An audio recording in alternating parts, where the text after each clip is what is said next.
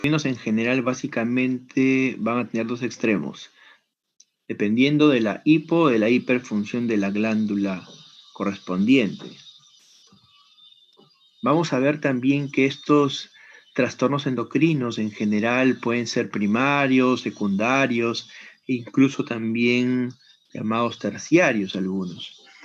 Cuando nos referimos a un trastorno endocrino de tipo primario, significa que el problema es la glándula en sí que produce la hormona. La glándula blanco, el órgano diana que produce la hormona es el que está afectado. Por ejemplo, la glándula tiroides, que es la encargada de sintetizar hormonas tiroideas, T4, T3. Entonces, si es que hay una afectación de este órgano, por lo tanto se altera la síntesis de las hormonas que produce, hablaremos de un primario. En este caso, si hay una hipofunción de la glándula tiroidea y por lo tanto una disminución de síntesis de hormonas tiroideas, hablaremos de un hipotiroidismo. Si es que la afectación es básicamente por el problema de la glándula, será primario.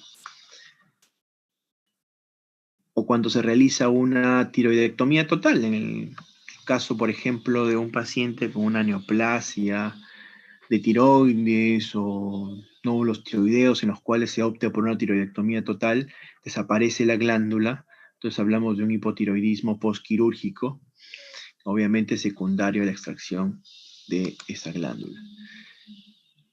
Hablaremos de un trastorno endocrino cuando el órgano blanco, el órgano diana, es normal, o sea, tiene su función conservada.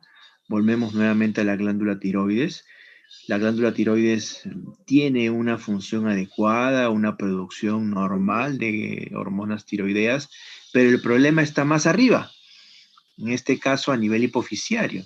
Recuerden que, y como vamos a ver más adelante, la hipófisis es la que va a liberar hormonas que estimulen a diferentes glándulas. En el caso de la glándula tiroides, la hipófisis es la encargada de liberar TSH, que es la hormona estimulante de la tiroides, para que ésta pueda sintetizar, producir y liberar hormonas tiroideas. Entonces, cuando el problema, el hipotiroidismo, en este caso, volviendo al ejemplo de la hipófisis, de la tiroides, el hipotiroidismo no es debido a un problema de la glándula tiroides, sino de la glándula hipófisis, hablaremos pues de un hipotiroidismo secundario. Los que les venía comentando, ¿no? Hablaremos en el caso de la glándula tiroides. Si es que este hipotiroidismo es primario, significa que es la tiroides, la propia glándula, la que no puede producir una cantidad adecuada de hormonas. Mientras que hablaremos de un hipotiroidismo secundario cuando la tiroides sí está en la capacidad de sintetizar adecuadamente las hormonas tiroideas, pero no recibe el estímulo adecuado para la síntesis de esta. Es decir, lo que falla es un nivel más arriba. En este caso, hablaremos de un hipotiroidismo secundario cuando el problema está a nivel hipofisiario.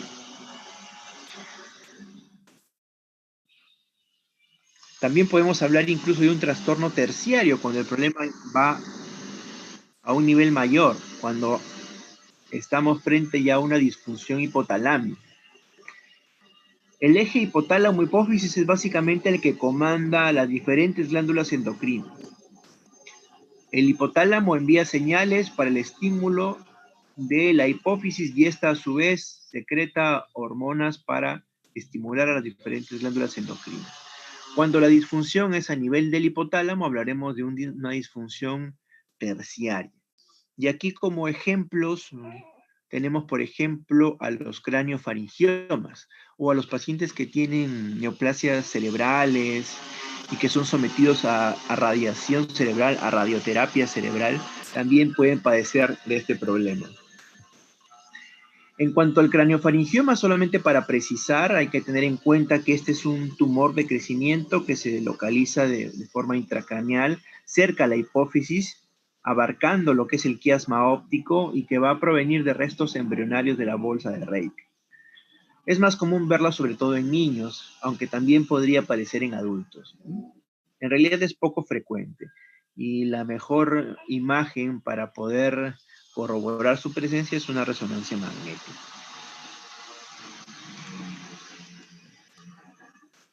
Bien, entonces, este es el eje más importante, el eje hipotálamo-hipófisis. El hipotálamo contiene una serie de neuronas secretoras que van a dar lugar a estímulos para la glándula hipófisis, sobre todo para la adenohipófisis, que es el lóbulo anterior de la hipófisis, que contiene una serie de hormonas que van a liberar y estimular las diferentes glándulas endocrinas. Pero también va a producir a dos hormonas importantes, que es la oxitocina y la vasopresina, o así que las va a almacenar en la neurohipófisis, en el lóbulo posterior de la hipófisis. La glándula hipófisis, también llamada glándula pituitaria, tiene como dimensiones aproximadamente 5 por 10 por 6 milímetros con un peso aproximado de 500 miligramos. Entonces se va a dividir en dos áreas, la hipófisis anterior, también llamada adenohipófisis, que es una evaginación del epitelio ectodérmico, y la neurohipófisis o hipófisis posterior, que deriva de la evaginación de la cresta neural, desde el suelo del tercer ventrículo. Esto como un recordatorio solamente embriológico.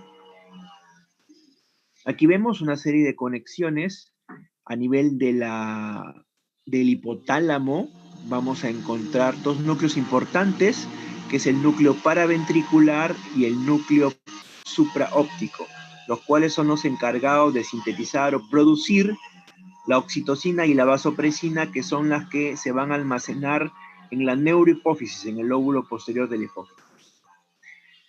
También desde el hipotálamo van a partir diferentes sustancias que estimulan la síntesis de hormonas a partir de la adenohipófisis.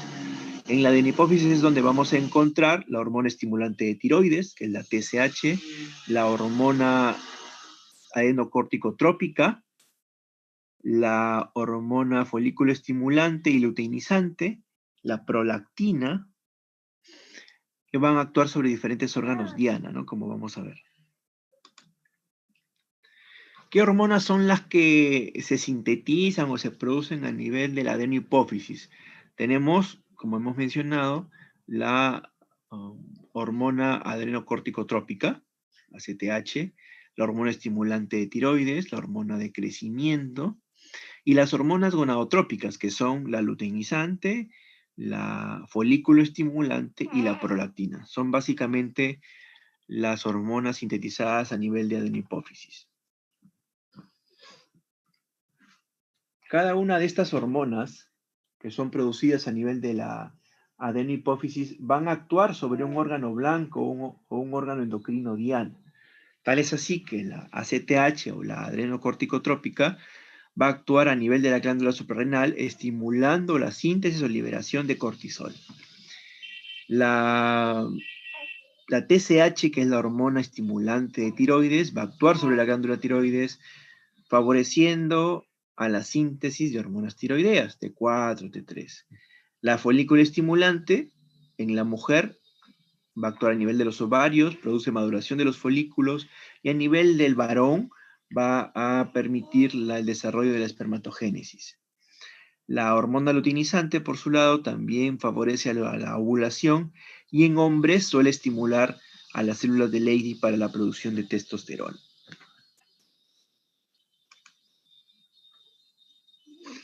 Bien, entonces cuando nosotros hallemos un tumor hipoficiario, alguna masa ocupante de espacio a nivel de la glándula hipófisis, tendríamos que clasificarlo, y esto puede ser de acuerdo a su origen, viendo si es que el problema es primario o secundario, de acuerdo a la actividad, que es importante, en realidad, si es que esto es funcional, es decir, si hay producción de hormonas o si es no funcional, o de acuerdo al tamaño. Hablaremos de un microadenoma, aquella tumoración hipoficiaria que es por debajo de 10 milímetros, y macroadenoma, aquella que es por encima de 10 milímetros. En general, los adenomas de origen benigno constituyen la mayor parte de tumores funcionales de la adenohipófisis. En cambio, el origen maligno, los carcinomas hipofisiarios, en realidad son los menos frecuentes. Ahora, ¿por qué es importante valorar la funcionabilidad si hay una hipofunción de la glándula hipófisis? Porque el hecho de que haya una disminución en la síntesis y secreción de hormonas hipofisiarias va a afectar a diferentes glándulas endocrinas que contribuyen a un adecuado metabolismo del organismo, y esto de por sí ya aumenta la morbimortalidad del individuo que la padece. Cuando hay una hipofunción de la glándula hipófisis, hablaremos de un hipopituitarismo. Este hipopituitarismo, a su vez, puede ser congénito o puede ser adquirido. Dentro de las causas adquiridas de hipopituitarismo, que es lo que vamos a evidenciar cuando evaluemos a los pacientes en su gran mayoría, pueden ser tumores o lesiones que ejerzan un efecto de masa, que ocupen espacio, que va a ser evidente obviamente en la imagen. La mejor imagen para evaluar glándula hipófisis definitivamente es una resonancia magnética, ¿no? Y lo solemos pedir como una resonancia magnética de silla turca, que es el lugar donde se aloja la glándula hipófisis. ¿Cuáles son esos tumores o lesiones con efecto de masa que podemos encontrar? Pues pueden ser adenomas, como también pueden ser quistes que van a tener un contenido líquido, o pueden ser también alguna metástasis que va a ser de un aspecto más sólido, aunque con mucha menor frecuencia. Otras causas adquiridas de hipopituitarismo es, por ejemplo, las cirugías. Hay cirugías que se realizan, como para el paciente con Cushing, por ejemplo, que hacen una cirugía transesfenoidal en la cual van e incluso retiran la tumoración a nivel de la glándula, ¿no? Si es que por algún motivo, como en este caso un Cushing, como en un síndrome, una enfermedad de Cushing, en la cual hay una tumoración hipofisiaria y el tratamiento quirúrgico es extraer esta glándula, obviamente va a haber un hipopituitarismo postquirúrgico. O cuando la hipófisis recibe radiación, como en pacientes que tienen neoplasias y reciben radioterapias. Lesiones infiltrativas o infecciosas, ¿no? Como la hemocromatosis. ¿Qué es la hemocromatosis? ¿Cómo definimos a la hemocromatosis?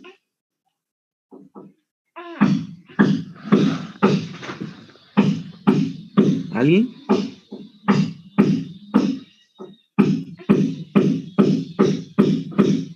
¿Qué es la hemocromatosis? Vamos, participen.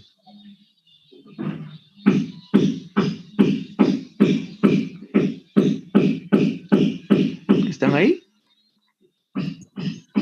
¿Sería un exceso de absorción de hierro?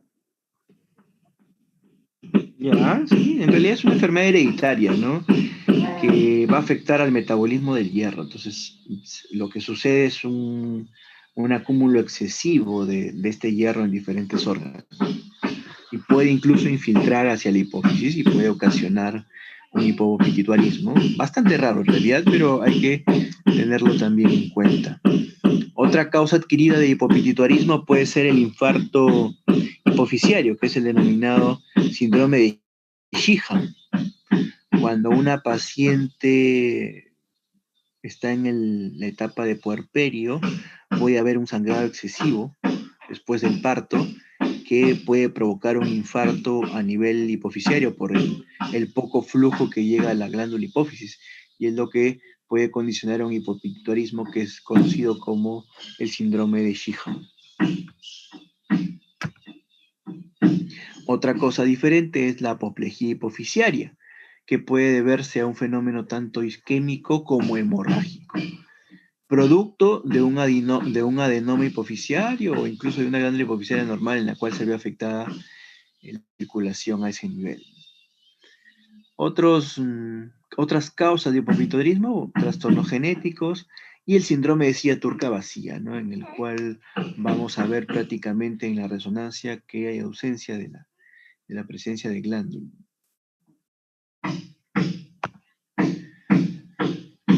Otras causas que también pueden causar hipofunción de la glándula hipófisis son los trastornos a nivel de hipotálamo.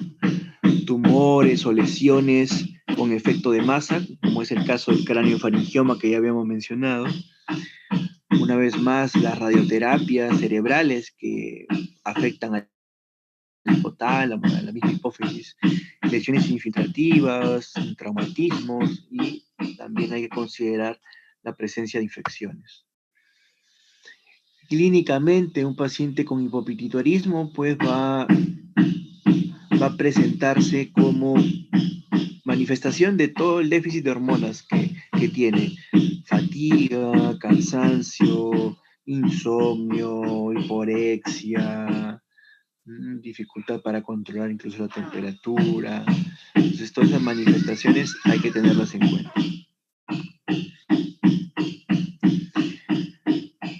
Cuando evidenciamos un adenoma, una tumoración a nivel de hipófisis, hay que tener en cuenta que la gran mayoría son de causas de origen benigno. Ahora, estos adenomas son los que representan el tumor más habitual a nivel de la silla turca, es decir, a nivel de la glándula hipófisis. En general, en los adultos lo vamos a evidenciar como tumoraciones, pero es mucho más infrecuente apreciarlo en niños. Lo que sí es importante es que cuando nosotros evidenciamos un adenoma, lo clasifiquemos en si es funcional o no. Hablamos de un adenoma de tipo funcional cuando hay una producción en exceso de una o más hormonas de la glándula hipófisis. Y no funcionales cuando no se producen hormonas y solamente es una masa de células la que está en la glándula. No afecta a la producción de hormonas. Como ya hemos mencionado, también podemos clasificarlo según el tamaño, en un micro-macroadenoma, micro si es por debajo de 10 milímetros o 1 centímetro, y macroadenomas cuando es por encima de 10 milímetros o 1 centímetro. Y obviamente también se van a clasificar y nombrar según la hormona que lo produce, ¿no? Si es exclusivamente de las células que producen prolactina, hablaremos pues de un prolactinoma, ¿no?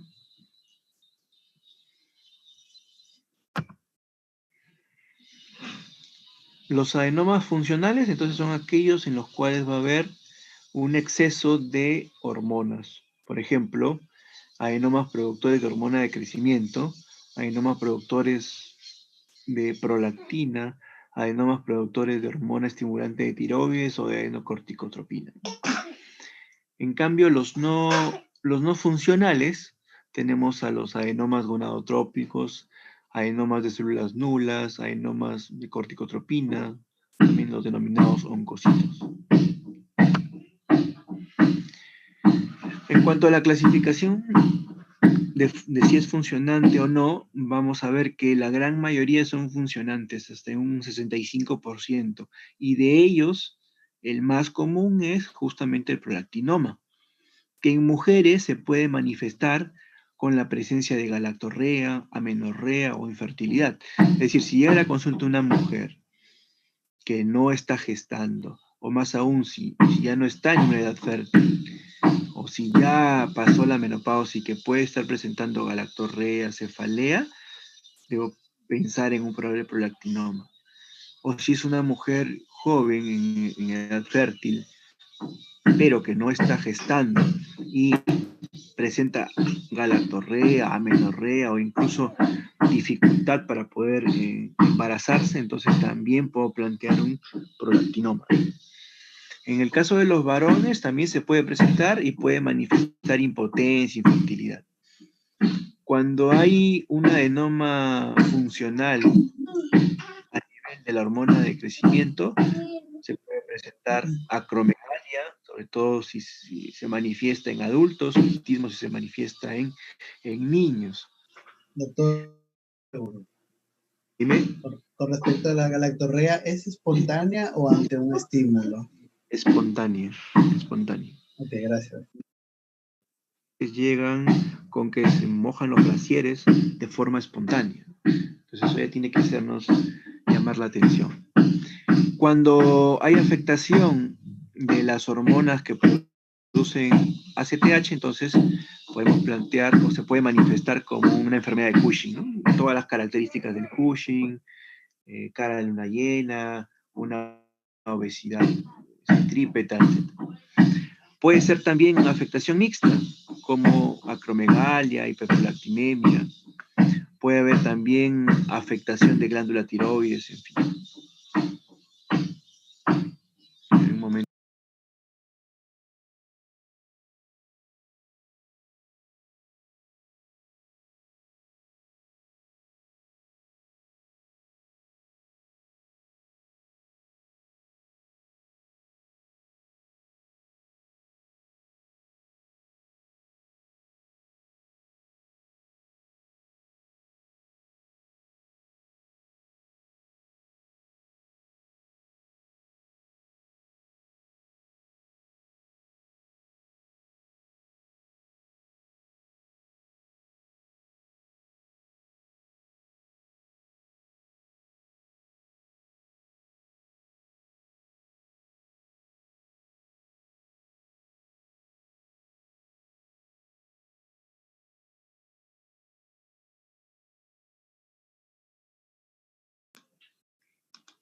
Que matiza ya lo que hemos venido mencionando, los adenomas hipofisiarios, en general, lo más frecuente es que sean funcionales, y de ellos, el más frecuente es el prolactinoma, seguido de una alteración también en la hormona de crecimiento. Entonces, clínicamente podemos hablar de una afectación de un adenoma que puede ser endocrinológicamente activo o endocrinológicamente inactivo. Si es endocrinológicamente activo, es obviamente funcional, en el cual va a haber una hipersecreción de la hormona afectada, pero también puede haber una afectación visual por compromiso sobre todo del quiasma óptico, e incluso puede haber clínica de hipertensión intracraneal si es que hay un efecto de masa, dependiendo del tamaño del adenoma.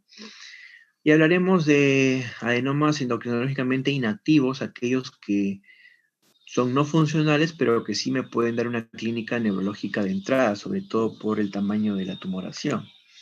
Por ejemplo, puedo yo recibir un paciente que tiene una alteración visual, como una hemianopsia bitemporal, lo cual me puede expresar una compresión del quiasma óptico y de los nervios ópticos, ¿no? Por un adenoma, por un macroadenoma de hipófisis.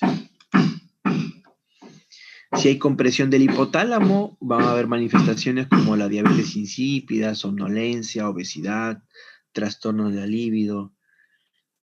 Si es que hay infiltración del seno cavernoso, puede haber afectación de los oculomotores. Si el tumor crece hacia abajo, puede haber erosión de la silla turca, puede incluso salir líquido cefalorraquídeo por la nariz, puede aparecer cefalea, hipertensión endocranial, etc. Ahora, cuando hay un adenoma funcional a nivel de las células productoras de hormona de crecimiento, debemos plantearnos, ¿no? ¿Cuáles son esas hormonas responsables del crecimiento? Y eso va a ser dependiendo del periodo en que nos encontremos, o sea, si estamos frente a un paciente en un periodo prenatal o postnatal. Hay que tener en cuenta que en el periodo prenatal, ya es importante dos hormonas para el crecimiento adecuado. La insulina, que tiene una importante acción sobre el crecimiento y que afecta tanto el crecimiento como la diferenciación de los tejidos dentro del útero después de las 30 semanas de gestación. Entonces, la insulina es una hormona de crecimiento en estado prenatal, esto hay que tenerlo en cuenta. Y el otro es el lactógeno placentario, que aumenta progresivamente durante la gestación y que también es importante como factor de crecimiento, tanto para el feto como para la placenta. Ya cuando nace el niño y estamos frente a un estado ya postnatal, el crecimiento en este periodo postnatal va a ser principalmente por la hormona de crecimiento, que es la principal reguladora de crecimiento somático. Pero también van a intervenir otras hormonas, como las hormonas tiroideas, importante para la maduración del cerebro, del crecimiento óseo, del cierre hipofisiario, Factores de crecimiento similares a la insulina, también llamadas somatomedinas. Las hormonas paratiroidea, vitamina D y calcitonina, que también van a regular el metabolismo y desarrollo óseo y por ende también pueden apoyar en el crecimiento.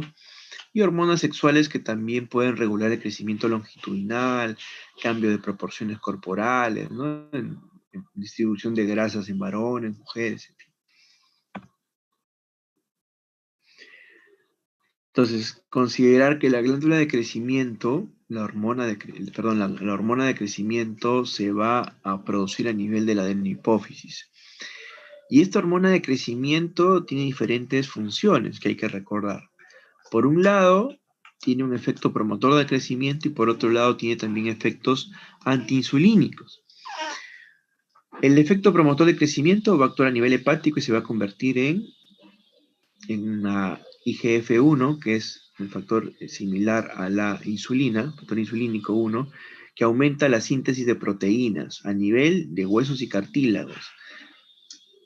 Lo que va a condicionar es un aumento de crecimiento lineal a nivel de diferentes órganos corporales, aumentando su tamaño y función, y también a nivel muscular, aumentando la masa muscular magra sobre todo.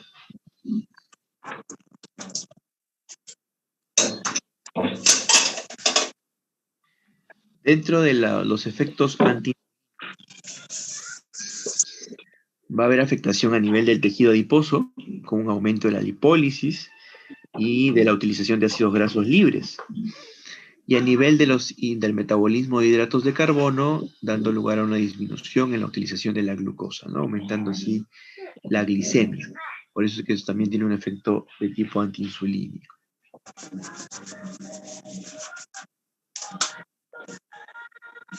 Cuando hay un efecto predominantemente excesivo de esta hormona de crecimiento, entonces lo que va a hacer es aumentar la velocidad en la síntesis de proteínas, favorecer a la movilización de ácidos grasos, incrementar la utilización también de estos ácidos grasos para obtener energía, aumentar las concentraciones de insulina e incrementar las concentraciones de glucosa.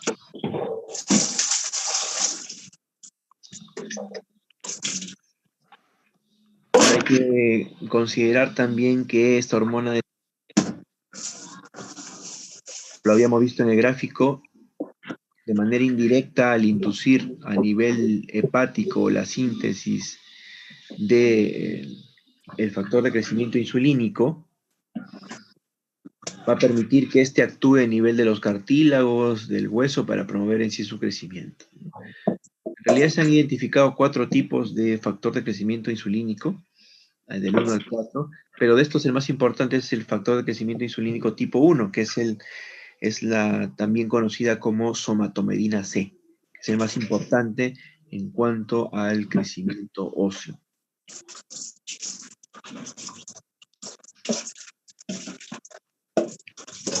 Ahora, hay que tener en cuenta también las hormonas hipotalámicas que van a regular la secreción de hormona de crecimiento, que es la hormona liberadora de hormona de crecimiento, y también la somatostatina.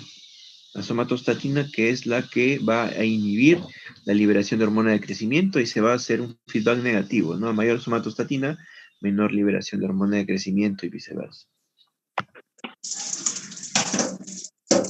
Entonces, alteraciones en la hormona de crecimiento van a dar lugar a, si hay un exceso, puede haber, dependiendo de la edad, gigantismo si estamos frente a un niño, o acromegalia si estamos frente a un adulto. Pero si hay un déficit en la producción de hormona de crecimiento, puede dar lugar también a alteraciones en la talla, sobre todo relacionados con la talla baja. Pero hay que tener en cuenta también que hay algunas variantes normales en cuanto a la talla baja, ¿no? Hablamos de una talla baja genética o familiar, o de una talla baja también denominada constitucional. En la talla, vamos a ver que en la talla baja genética hay una proporción corporal apropiada, ¿no? Y obviamente van a tener una talla muy similar a la de sus progenitores, ¿no? Si alguien tiene padres que tienen pues una estatura no tan alta, pues es probable que de la misma manera los hijos tengan una estatura de ese promedio. Ahora, cuando hablamos de una talla baja constitucional, que esta generalmente se trata de varones con moderada talla baja, pero de constitución delgada, aunque tienen una maduración esquelética y sexual tardía, y considerarlo ante la ausencia de causas que expliquen el crecimiento del menor, ¿no? Esto lo vemos más sobre todo en niños. El bajo peso al nacer y trastornos endocrinológicos que contribuyen a que un niño tenga causa baja, una talla baja, perdón, como la insuficiencia en la producción o síntesis de hormona de crecimiento, o que haya una producción adecuada de hormona de crecimiento, pero que ésta no tenga una actividad biológica, es decir, no haya una buena producción o síntesis de factor de crecimiento insulínico, enfermedades neonatales asociadas como el hipotiroidismo. Por eso es que es importante siempre el tamizaje neonatal, ¿no? Cuando un niño nace, lo primero que se debe dosar es hormonas tiroideas y STH, sobre todo, para considerar probables de estatura baja más adelante y sobre todo alteraciones de su metabolismo. Enfermedades crónicas también pueden hacer pues, que un niño no desarrolle una talla de manera adecuada, ¿no? Desde muy pequeños padecen de asma, cardiopatía, síndrome de malabsorción. Todo eso contribuye a que no se desarrolle una talla adecuada. Defectos cromosómicos, anomalías esqueléticas.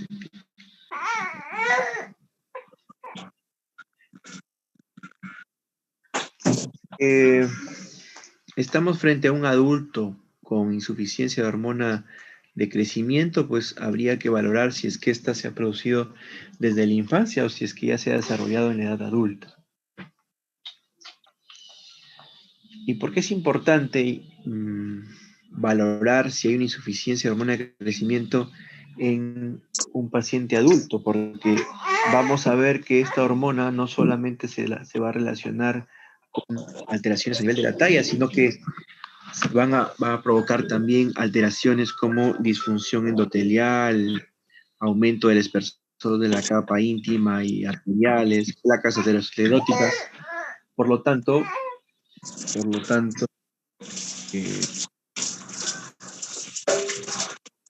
cardiovascular.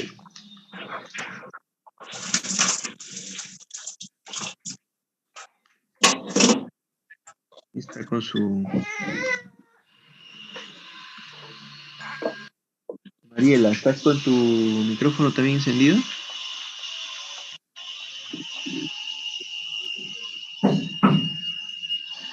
Ya.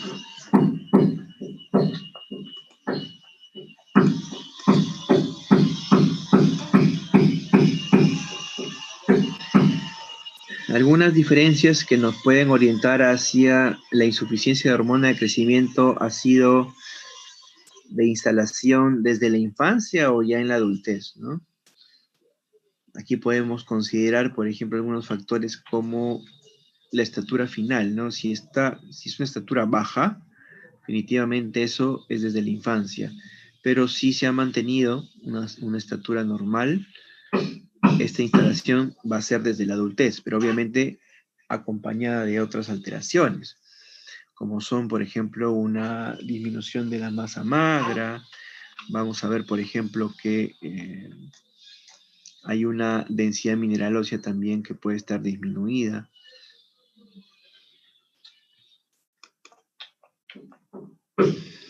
Bueno, esto es básicamente el esquema que ya les habíamos mostrado anteriormente. Lo que quiero acá que tengan en cuenta es que cuando hay una deficiencia de hormona de crecimiento en un paciente adulto, definitivamente esto puede aumentar la mortalidad cardiovascular, porque vamos a ver que hay un aumento de la adiposidad central, de la grasa visceral, de la resistencia a la insulina, de dislipidemia, de proteína C reactiva, interleuquina C, que todo condiciona que pueda haber un aumento de afectación cardiovascular y esto contribuir a un aumento de la mortalidad. Entonces, todos aquellos pacientes en los que se evidencia una disminución o un déficit de hormona de crecimiento en edad adulta tienen mayor riesgo de padecer eventos cardiovasculares. El otro extremo de la alteración de la hormona de crecimiento es cuando hay un exceso de su producción. Cuando hay un exceso de su producción, dependiendo en el periodo en el que estemos, si hay un exceso de la producción de hormona de crecimiento en los niños, este va a producir gigantismo, porque en los niños todavía el epífisis no se ha cerrado completamente. Entonces, al haber más hormona de crecimiento, hay mayor producción y síntesis de también factor de crecimiento de tipo insulínico tipo 1, que aumenta el crecimiento óseo. En cambio, si hay un exceso de hormona de crecimiento en adultos, como ya la epífisis está cerrada, lo que vamos a ver es la aparición de acromegalia, ¿no? Va a aumentar sobre todo la cara, las zonas acras como manos o pies. Y la edad promedio en la que se suele presentar esta acromegalia es entre los 44 y 45 años aproximadamente. Y se debe, sobre todo, a un adenoma a nivel de la neurohipófisis, un adenoma somatotropo. Clínicamente, con solo mirar a un paciente, podemos identificar que tiene acromegalia, ¿no? Vamos a encontrar la presencia de prognatismo, que es el desplazamiento mandibular hacia adelante. Hay una prominencia de la frente, va a haber unos rasgos toscos, gruesos, a nivel facial, crecimiento de la nariz, del labio, de la lengua, un engrosamiento de manos y también de pies. Y estos pacientes pueden cursar también con dolores articulares, síndrome del túnel carpiano, hipertensión.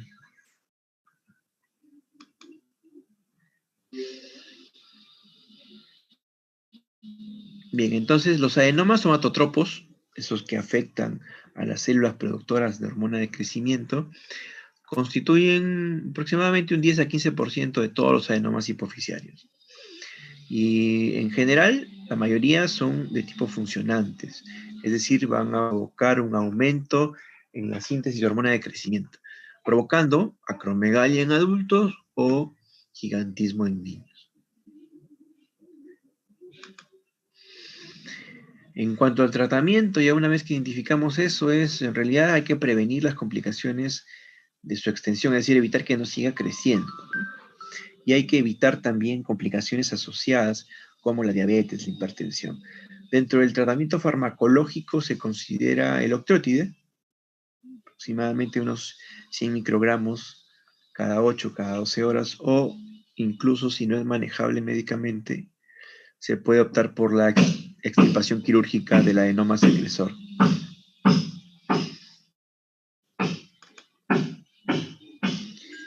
Otro adenoma hipofisiario es el prolactinoma. 90% son microadenomas en mujeres y 60% en hombres, ¿no? Recordar que en general el prolactinoma es el adenoma hipofisiario más frecuente. Y en mujeres lo que va a presentar es amenorrea, infertilidad, galactorrea también, atrofia vaginal, disminución de la libido. Y en varones se asocia con impotencia, pérdida de libido, aunque la galactorrea es bastante rara en varones, pero también podría presentarse. Normalmente los valores de prolactina va a variar dependiendo si es varón o mujer. En el varón es aproximadamente de 10 a 20 microgramos por litro y en la mujer de 10 a 25. Pero hay que tener en cuenta que esa secreción de la prolactina es pulsátil. Su pico máximo es durante el sueño, sobre todo en la fase REM. Y cuando un macroadenoma es el responsable de ese aumento en la producción de prolactina, generalmente los valores van a ser bien altos, ¿no? Por encima de 100. En cambio, cuando son por debajo de 100, normalmente se relaciona con microadenomas. Entonces, para poder sospecharlo, después de la clínica, vendría el dosaje de hormona de la prolactina, definitivamente, ¿no? Y la imagen para poder también visualizar si hay una tumoración evidente. En cuanto al tratamiento, hay medicamentos como la cabergolina o la bromocriptina que son usados para inhibir la síntesis justamente de prolactina. Y esto mejora mucho la galactorrea.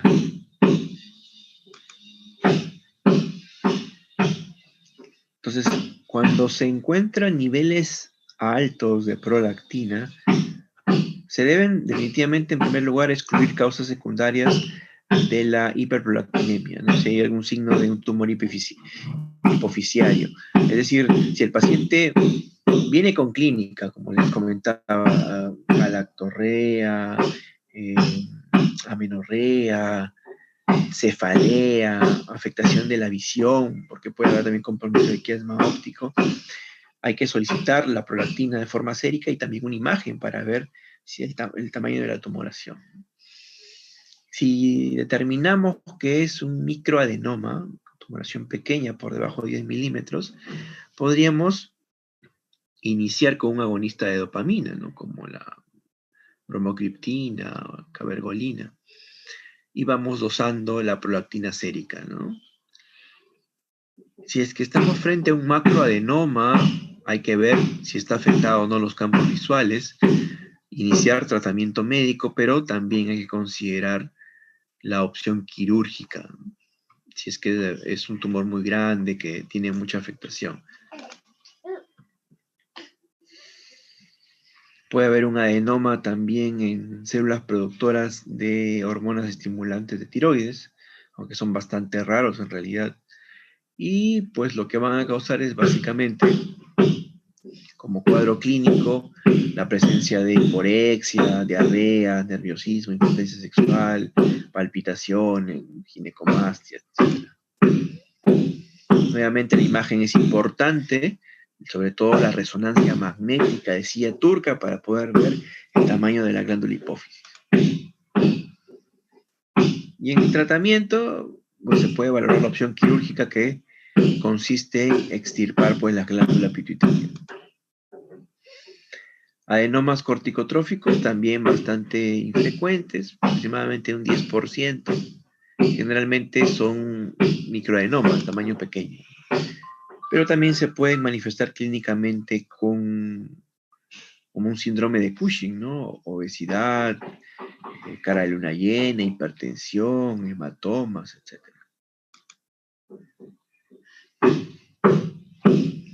Bueno, aquí es importante el dosaje tanto de cortisol como de ACTH para valorar si es que ese Cushing tiene un origen central, hipoficiario. Y una de las alternativas, pues nuevamente la opción quirúrgica, ¿no? Que generalmente se hace una cirugía de extirpación transesfenoidal.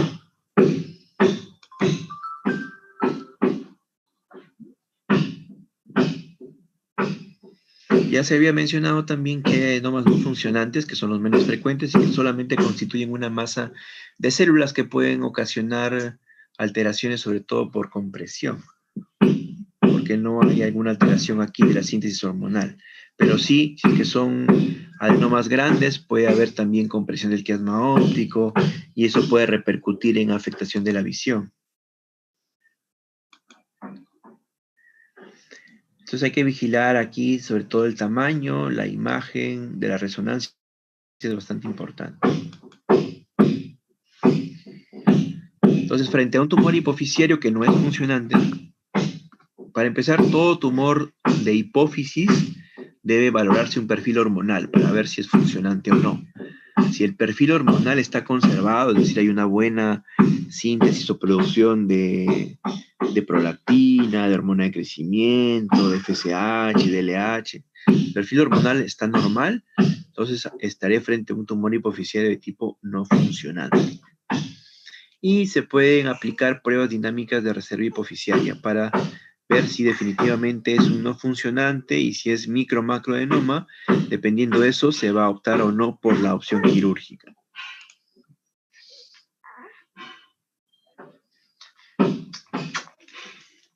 Muy bien.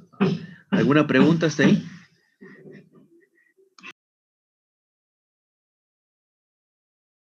Con respecto al soplo, en la enfermedad de Graves, en el hipertiroidismo, correspondería, si es grave, un soplo sistólico o cómo en todo caso, ¿cómo sería?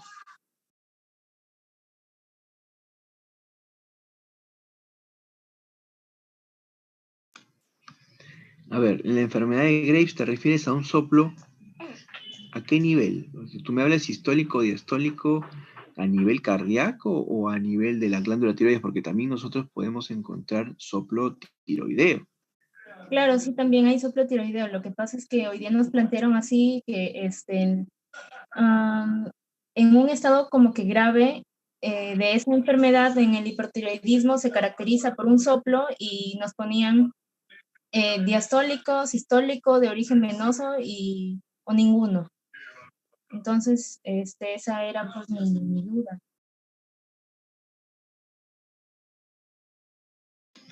Bueno, cuando estamos frente a una enfermedad de Graves grave, es decir, estamos frente a una tormenta tiroidea, ¿no? Entiendo que a eso se refiere.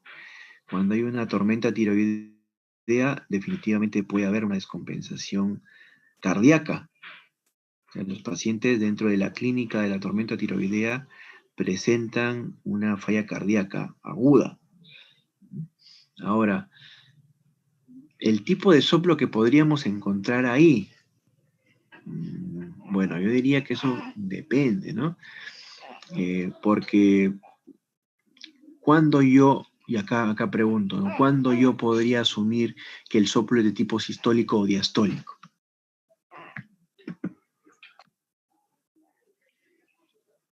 Cuando ya hay una insuficiencia cardíaca establecida.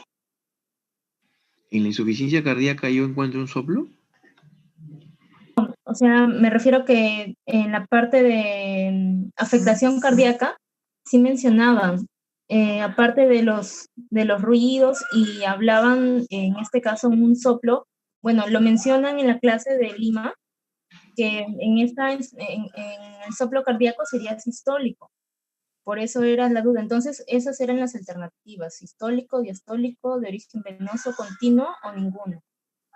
Ya, pero claro, o sea, los soplos a nivel cardíaco, ¿cuándo yo los voy a escuchar? Uno es cuando hay una valvulopatía, que es evidente, ¿cierto? Una valvulopatía me va a condicionar a la aparición de un soplo. Dos, cuando hay alteraciones del flujo, y eso significa cuando hay un estado hiperdinámico. Por eso es que yo en pacientes con anemia, en los cuales hay también alteración de flujo, el corazón obviamente va a estar más acelerado, va a haber una taquicardia, yo puedo encontrar la presencia de soplos. Pero en este caso son soplos de tipo sistólico. Dentro de ese contexto, ¿ya? De un flujo hiperdinámico, está la tirotoxicosis. ¿Me dejo entender? La tirotoxicosis, que es o el extremo de una enfermedad de Graves, es decir, de un hipertiroidismo, que causa afectación cardíaca, cursa también con una taquicardia. Esta taquicardia lo que va a hacer es modificar y aumentar todo el flujo sanguíneo, se vuelve más hiperdinámico. Entonces, eso podría condicionar a que aparezca o se oculte por ahí un soplo de tipo sistólico, ¿no? Pero es justamente por eso, no porque haya un daño estructural en el corazón, no como una valvulopatía que puede existir de fondo, que eso nada tiene que ver con un problema tiroideo. ¿Me entienden? Sí, doctor, gracias. ¿Ya?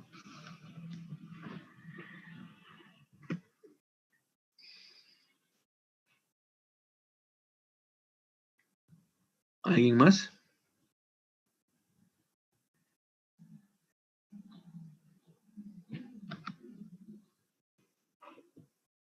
¿Algún otro comentario